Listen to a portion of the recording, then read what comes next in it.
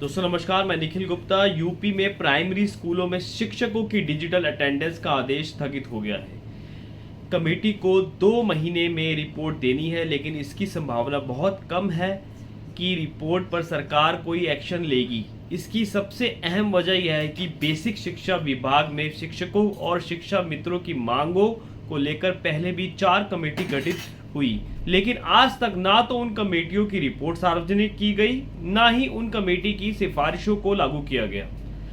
ऐसे में मुख्य सचिव के निर्देश पर गठित होने वाली 5वीं महत्वपूर्ण कमेटी का भविष्य क्या होगा, इसको लेकर संशय है। चलिए आज हम आपको बताते हैं कि पहले क्या 4 समिति गठित हुई थी जो अभी तक कचरे के डिब्बे में पड़ी है।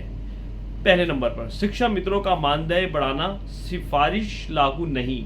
इसका गठन 2018 में हुआ था और कमेटी ने इस पर रिपोर्ट तो पेश कर दी थी, लेकिन सरकार ने इस पर कोई कदम नहीं उठाया। अभी शिक्षा मित्रों को 10,000 मानदेय दिया जा रहा है।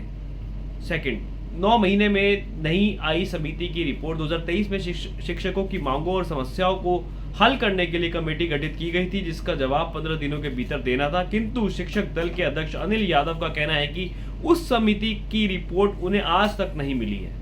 नंबर 3, शिक्षा मित्रों के लिए दूसरी कमेटी नहीं बनी, परंतु कुछ नहीं हुआ। इस कमेटी की रिपोर्ट को भी आज तक सार्वजनिक नहीं किया गया है। नंबर 4, पुरानी पेंशन बहाली का इंतजार अभी भी है।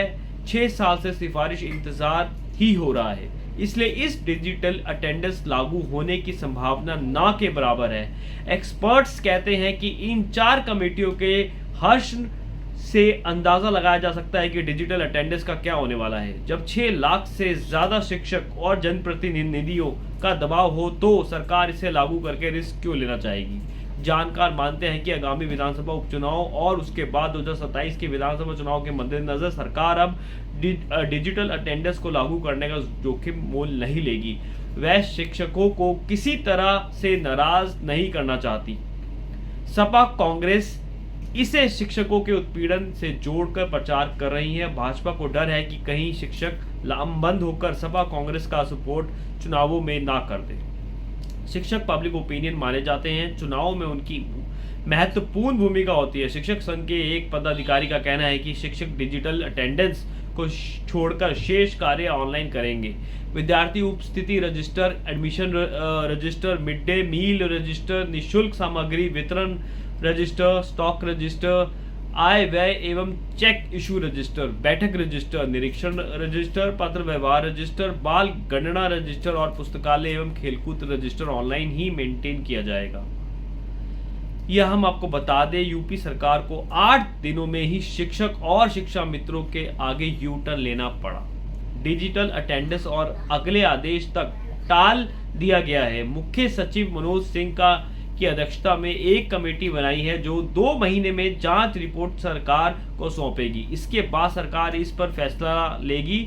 ऐसा नहीं है कि यूपी पहला राज्य है जहां स्कूलों में शिक्षकों और स्टूडेंट के डिजिटल अटेंडेंस की व्यवस्था बनाई गई है। 15 राज्यों में यह व्यवस्था पहले से ही लागू है। बिहार में भी इसे हाल ही में लागू करने का आदेश जारी किया गया है। दोस्तों नमस्कार, मैं निखिल गुप्ता, आप देखते रहिए एनजी न्यूज।